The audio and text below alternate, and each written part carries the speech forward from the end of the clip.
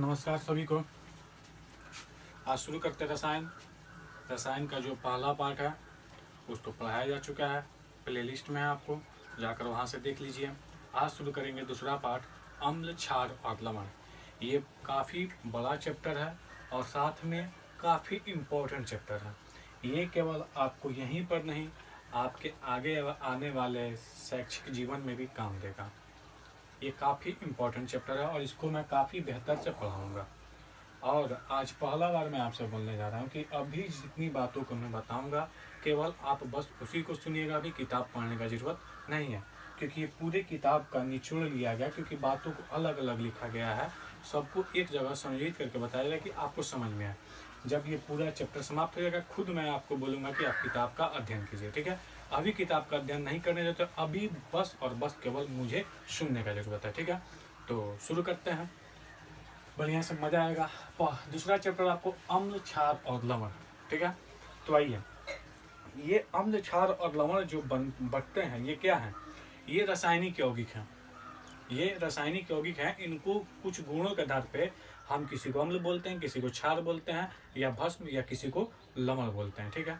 तो किसको कब अम्ल, किसको कब क्षार, किसको कब लवण बोलेंगे, ठीक है, ये पढ़ेंगे। अभी केवल अम्ल और क्षार के बारे में पढ़ेंगे।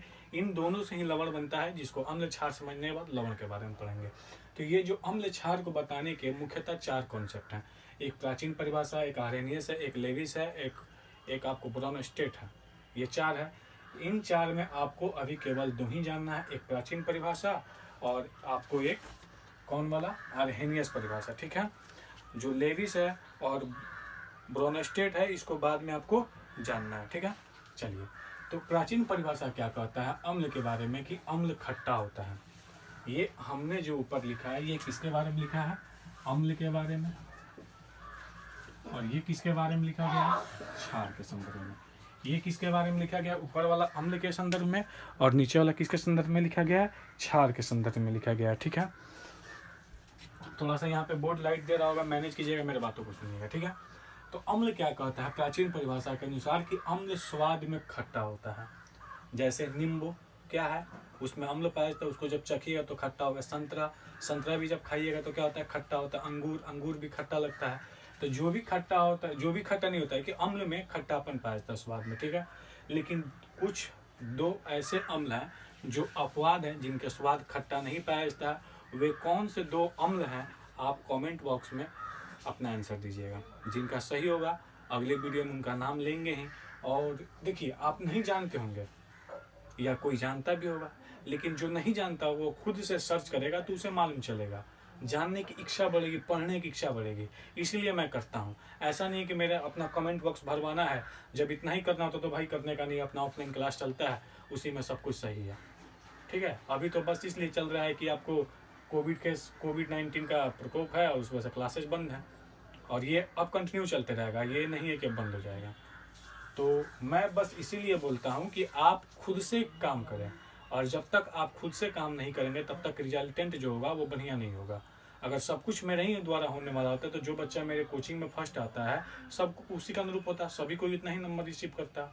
तो ये दोनों तरफ से चलने वाला कार्य है, शिक्षक और विद्यार्थी। तो इसीलिए मैं बोलता हूँ कि आप क्या कीजिए, खुद से मेहनत कीजिए, ठीक है। तो आपको कमेंट बॉक्स में डालना है कि कौन ऐसे 2 अम्ल हैं जो स्वाद में खट्टा नहीं होता है, ठीक है। आइए अब इसका दूसरा परिभाषा देखते हैं। दूसरा परिभाषा ये है कि धातु सब क्रिया कर H+ देता है, यानी हाइड्रोजन देता है। सॉरी, ये H+ नहीं होगा, ये होगा कि आपको क्या, हाइड्रोजन गैस देता है, ठीक है। H2 हाइड्रोजन गैस देता है। H+ तो आपको जल में जब डालिएगा तब। इसके बारे में हमने क्या पढ़ा है कि ये धातु से अभिक्रिया कर क्या देगा? H2 गैस देगा। कौन? अम्ल को जब धातु से अभिक्रिया करेगा तो क्या देगा? H2 गैस देगा। जैसे HCl अम्ल है, अभी आप बायोलॉजी में पढ़े ही होंगे कि ये कहाँ होता है, आमाशय में मिलता है, और ये काफ़ी उच्च अम्ल होता है, ठीक है। तो ये अम्ल जब धातु Na से अभिक्रिया करते हैं, देखिए क्या बनेगा, NaCl और H2 हाइड्रोजन गैस दे देता है, ठीक है। समझ रहे बात को? यानी कहने का मतलब क्या है कि अम्ल धातु से अभिक्रिया करके हाइड्रोजन गैस देता है। अब आगे बढ़ते हैं, इसकी तीसरी परिभाषा देखते हैं। तीसरा परिभाषा क्या है कि धातु के कार्बोनेट एवं बाइकार्बोनेट, धातु के कार्बोनेट एवं बाइकार्बोनेट से अभिक्रिया कर क्या देता है? CO2 गैस देता है। जब धातु से केवल धातु से अभिक्रिया करेगा तो हाइड्रोजन गैस देगा, लेकिन वहीं जब वहीं जब धातु के कार्बोनेट और बाइकार्बोनेट सब क्रिया करेगा तो क्या देगा, CO2 गैस देगा। देखिए देख लेते हैं, ZnCO3 ये क्या है, धातु का कार्बोनेट है, जिंक का कार्बोनेट है। इसे कौन अब क्रिया करेगा, H2SO4 यानी क्या, सल्फ्यूरिक अम्ल। सल्फ्यूरिक अम्ल जब धातु के कार्बोनेट सब क्रिया करते हैं, देखिए क्या बता है, ZnSO4, ठीक है, H2O और क्या दे रहा है आपको, देखिए CO2 दे रहा है। यहाँ पे आपको क्या बनाया है, जिंक सल्फेट, जल और कार्बन डाइऑक्साइड गैस। यानी कहने का मतलब क्या, अम्ल जब धातु के कार्बोनेट से अभिक्रिया, ये अम्ल है, अभिक्रिया करेगा तो क्या देगा आपको, CO2 गैस को देगा। ठीक है, अब आता है एक और चीज लिखा गया कि बाइकार्बोनेट। बाइकार्बोनेट देखिए NaHCO3, ये HCl फिर से आ गया, HCl जब अभिक्रिया करेगा NaCO3 तो NaCl, H2 और CO2, फिर क्या कर रहा है, CO2 गैस दे रहा है। देखिए ये इक्वेशन बैलेंस्ड है, आप बैलेंस कर लीजिएगा। ठीक है, संतुलित कर लीजिएगा। हमें सिखाना था, हमें क्या सिखाना था कि अम्ल स्वाद में खट्टा होता है। ठीक है, इसके 2 अपवाद होते हैं, आप बताइएगा कौन कौन सा अपवाद होता है। ये धातु से अभिक्रिया करके H2 गैस देता है, तो इसमें भी एक अपवाद है।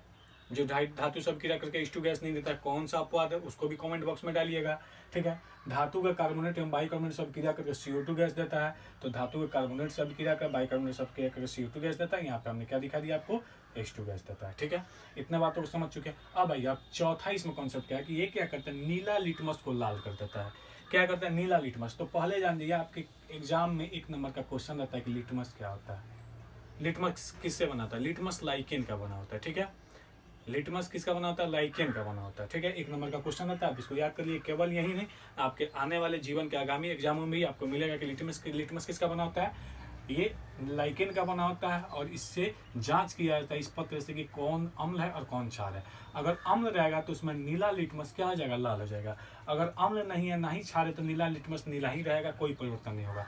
तो क्या होगा, अम्ल नीला को लाल कर देगा। देखिए अम्ल के आखिरी में क्या है, ल, तो आखिरी में ल आ रहा है, आखिरी में ल आ रहा है। और लाल भी किससे शुरू हो रहा है, लाल आखिरी में, यानी नीला रहेगा तो लाल करेगा, यानी लाल अम्ल तो ल से लाल, लाल कहिएगा। नीला में भी तो ल आ रहा है, तो इसमें केवल एक ही गुना ल है। जैसे कि यहाँ पे हमने लिखा है लाल को नीला कर देते, तो यहाँ पे एक ही गो ल है, यहाँ पे पूरा ल है, लाल ना। तो अम्ल क्या करेगा, नीला को लाल कर देगा। ये हम बता रहे हैं आपको याद करने का तरीका कि कैसे याद रखिएगा, क्योंकि आप बार आदमी इसमें कंफ्यूज करता है। ठीक है, तो अम्ल क्या करता है, नीला लिटमस को लाल करता है। लिटमस किसका बना होता है, लाइकेन का बना होता है। ठीक है, ये किसका परिभाषा हो गया आपको, अम्ल का परिभाषा हो गया। कौन हो गया, प्राचीन परिभाषा, गुण के आधार पे। अब आइए क्षार के बारे में बात करते हैं। क्षार स्वाद में क्या होता है, कड़वा होता है। क्षार क्या होता है, स्वाद में कड़वा होता है। आप बेकिंग सोडा खाइएगा, थोड़ा कड़वा लगेगा। आइए, ये क्या करता है, अम्ल को उदासीन करता है। ये क्या करता है, अम्ल को उदासीन करता है। अम्ल को उदासीन करने का मतलब क्या है कि जब क्षार को अम्ल के साथ मिलाते हैं तो अम्ल के प्रभाव को क्या करता है, कम करता है। क्यों कम करता है, कि अम्ल और क्षार दोनों एक दूसरे का अपोजिट है। ठीक है, गुण में भी इसको, इसका एक पीएच स्केल आता है, तो पीएच स्केल को हम बहुत बढ़िया से पढ़ेंगे। पीएच स्केल का आविष्कार किसने किया था, सोरेनसन ने किया था। पीएच स्केल में कैसे पीएच का मान निकालेंगे, पीएच होता क्या है, इसको पढ़ा जाएगा बहुत बढ़िया से। ठीक है, तो ये दूसरा गुण क्या है कि अम्ल को उदासीन करता है। उदासीन मतलब कि अम्ल के गुण को खत्म करता है जब उसके साथ क्षार मिलाया जाता है। तो देखिए इसका उपाय क्या है कि जब हम लोग भोजन, जब हमारे पेट में गैस हो जाता है तो अधिकतर एंटासिड का प्रयोग करते हैं। एंटासिड क्या होता है, वहीं क्षार होता है। एंटासिड क्या होता है, क्षार होता है। पेट में अम्लीय हो गया, अम्लीयता। गैस कब होता है, जब पेट में अम्लीय हो गया, पेट में अम्लीयता बढ़ जाता है। तो अम्लीयता को कौन नष्ट करेगा, क्षार नष्ट करेगा। गैस को खत्म करने के लिए क्या करना होगा, अम्लीयता को नष्ट करना होगा। और अम्लीयता को नष्ट करने के लिए क्या डालना होगा, क्षार डालना, क्योंकि क्षार क्या करता है, अम्ल के प्रभाव को कम करता है। इसे हम लोग एंटासिड करते हैं। ठीक है, उसके बारे में पढ़ा जाएगा विस्तार से। तीसरा चीज क्या है कि ये लाल को क्या कर देगा, नीला करता है। ठीक है, ये रहा मेरा प्राचीन परिभाषा किसका, अम्ल और क्षार का। आगे बढ़ते हैं, एक आर्हेनियस थे। आर्हेनियस ने क्या कहा था, उन्होंने कहा था कि जब भैया अम्ल होगा उसको क्या कीजिएगा, जल में घुला दीजिएगा। जब अम्ल को जल में डालिएगा तो क्या देगा, H+ आयन देगा। H+ क्या देगा, आयन देगा। क्या देगा, H+ आयन देगा। आर्हेनियस साहब ने कहा था कि अगर आप अम्ल को जल में डालिएगा, अगर वह अम्ल है तो जल में क्या करेगा, H+ आयन देगा। और क्षार के संदर्भ में क्या कहा था उन्होंने कि अगर क्षार को आप जल में घुलाइएगा, अगर वह क्षार है तो क्या देगा, OH- देगा। यानी OH- आयन देगा, क्या, जल में घुलकर। कौन, क्षार। H प्लस आयन देगा जल में घुलकर कौन, क्या, अम्ल। कुछ चीजें हैं जो आपको लिखना होगा, मैं जो बोल रहा हूँ, ठीक है। आप दोबारा जब वीडियो को पहले सुनिए ध्यान से, अभी कुछ नहीं लिखना आपकी, बस केवल सुनना समझना है, ठीक है। बाद में वीडियो को दोबारा चलाकर आप इस लिखिएगा, ठीक है। सारी चीजों को नहीं लिखूंगा तो बोर्ड भर जाएगा, फिर लिखने में दिक्कत होगा, वीडियो बन नहीं पाएगा, ठीक है। ज्यादा समय लगेगा, उतना समय भाई है नहीं, क्योंकि अपना भी पढ़ना होता है, ठीक है।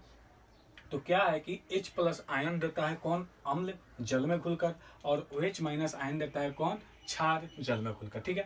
अब देखिए जब ये आयन देगा तो आपने अभी विद्युत धारा नहीं पढ़ा है, थोड़ा वो तो कंसेप्ट होगा। विद्युत धारा का संचालन कैसे होता है, जब उसमें आयन हो, यानी इलेक्ट्रॉन। विद्युत धारा क्या है, इलेक्ट्रॉनों के प्रवाह को विद्युत धारा कहते हैं।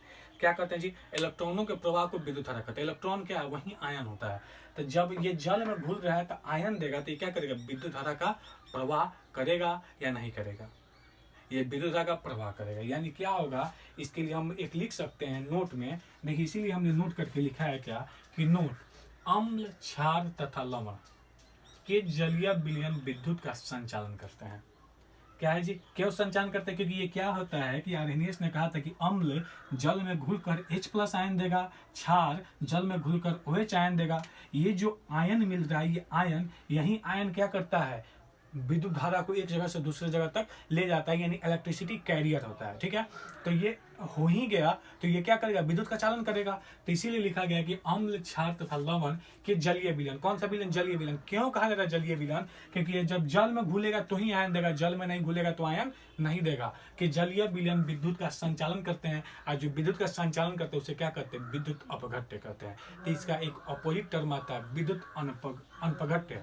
तो इसको ये क्या हो जाएगा, ये वो होगा जो विद्युत का चालन नहीं करता, जैसे अल्कोहल, ठीक है, यूरिया, ये सब क्या करते हैं, विद्युत का चालन नहीं करते हैं। और ये जो अम्ल और क्षार और लवण है, लवण के बारे में आप नहीं पढ़े, इसके बाद पढ़ा जाएगा कि लवण क्या है। इसके बाद तो पढ़ा जाएगा अम्ल और क्षार के गुण के बारे में, उसके बाद पढ़ा जाएगा कि लवण क्या है। फिर पढ़ा जाएगा प्रबल अम्ल किसे कहते हैं, प्रबल क्षार किसे कहते हैं। फिर प्रबल अम्ल और प्रबल क्षार के मिलाने से क्या होता है, कौन सा लवण, प्रबल लवण बनेगा, कि क्या कैसे बनता है, क्या नहीं बनता, सारी चीजों को एकदम बारीकी से पढ़ा जाएगा। क्यों प्रबल अम्ल और प्रबल क्षार, या दुर्बल अम्ल दुर्बल क्षार किस आधार पर बोलते हैं, इसको भी रखा जाएगा, ठीक है। तो अभी हमने समझ लिया। तो अभी एक आपके सामने एक क्वेश्चन है, एक क्वेश्चन क्या है, इसका भी आपको आंसर देना है कि शुष्क HCl क्या, ध्यान से लिख लीजिए, यहाँ पे आप रुक कर लिख लीजिए। क्या बोल रहा है कि शुष्क HCl क्या करेगा, शुष्क HCl क्या करेगा। ऑप्शन ए, नीला लिटमस पत्र को लाल करेगा। ऑप्शन बी, लाल लिटमस पत्र को नीला करेगा। हमने क्या बोला, शुष्क HCl, ड्राई HCl क्या प्रभाव करेगा, क्या प्रभाव देगा। यहाँ पे आप लोग HCl देख चुके हैं, HCl क्या है, अम्ल, हाइड्रोक्लोरिक अम्ल, इसका नाम ही होता है। तो ये इसका प्रभाव क्या होगा, तो पहला है नीला को लाल करेगा, दूसरा है लाल को नीला करेगा। तीसरा ऑप्शन, नीला पे कोई प्रभाव नहीं पड़ेगा, नीला नीला रहेगा, और लाल, चौथा ऑप्शन लाल वाला लाल रहेगा, ठीक है, कोई प्रभाव नहीं पड़ेगा। तो आप इसका भी आंसर कमेंट बॉक्स में दीजिएगा, ठीक है। एक पांचवा ऑप्शन, इनमें ना, सॉरी रहने दीजिए, 3 ही ऑप्शन, 4 ही ऑप्शन है आपके पास, ठीक है। तो इसको नोट कर दीजिएगा, इसको बताना है कि शुष्क HCl क्या प्रभाव करेगा, ठीक है। 4 ऑप्शन हमने बोल दिया है। चलिए अब आते हैं दूसरे नंबर नोट पर कि आयनन। आयनन क्या होता है, जल द्वारा विद्युत अपघट्य का आयनों में विघटन होने की क्रिया आयनन कहलाती है। जल द्वारा विद्युत अपघट्य, विद्युत अपघट्य क्या है, वो है जो विद्युत का क्या करता हो, चालन करता हो। हमने अभी बताया कि जो विद्युत का चालन करता हो क्या होगा, विद्युत अपघट्य होगा। तो विद्युत अपघट्य में जल के द्वारा आयनों का विघटन, जब आयन को तोड़ दिया जाता है उसी को क्या कहा जाता है, आयनन, आयनन कहा जाता है, ठीक है। तो कहा है तीसरा नंबर पॉइंट में कि आयनन जो है तनुता के साथ बढ़ता है। आयनन क्या, तनुता के साथ बढ़ता है। तो ये दो चीज, यहाँ से एक तनु मिलता है, एक सांद्र मिलता है। तनु का मतलब क्या होता है कि अगर बात करते हैं तनु अम्ल, तो देखिए तनु अम्ल किसके संदर्भ में बात करें, जल में मिलाने के संदर्भ में बात करें। यानी हम बात करते हैं आपको जल प्लस अम्ल, ये आपको अम्ल, ठीक है। यहाँ से 2 कॉन्सेप्ट आता है, एक तनु का आता है और एक सांद्र का आता है। किसका आता है, एक तनु का और एक सांद्र का। तनु का मतलब क्या है कि इसमें अम्ल की मात्रा कम होगी। तो अम्ल की मात्रा कम होगी तो किसका मात्रा ज्यादा होगा, जल का मात्रा, जल की मात्रा ज्यादा होगी। और सांद्र का मतलब क्या है कि बैठा हुआ है खूब ज्यादा एकदम सांद्रित है।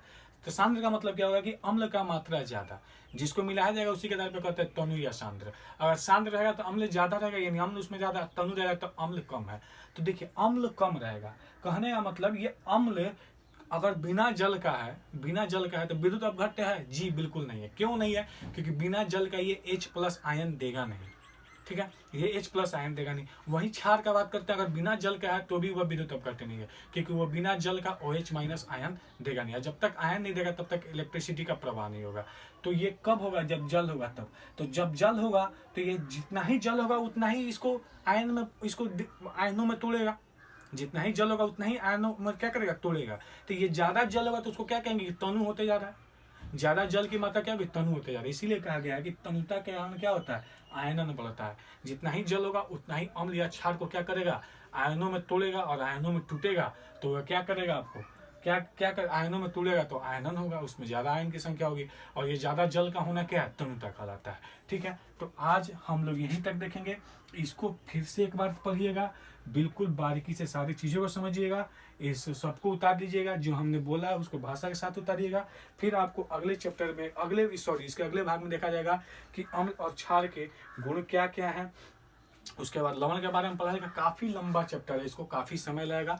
लगभग हमको लगता है 7 या 8 या 9 वीडियो में ये पूरा होगा। चलिए ठीक है, bye bye, take care, thanks. Video को देखते रहिए। अगर अच्छा लगे तो लाइक कीजिए, नहीं अच्छा लगे तो अनलाइक कीजिए। बिना लाइक बिना अनलाइक किए हुए आगे नहीं बढ़िए। हमें भी मालूम चले, बार बार बोलते हैं कि हमने क्या किया। ठीक है, और ऑब्वियस है आपको तो। चलिए ठीक है, अगर आपको अच्छा लगे तो आप शेयर कीजिएगा। यही उम्मीद करते हैं। बाय बाय, मिलते हैं अगले वीडियो में।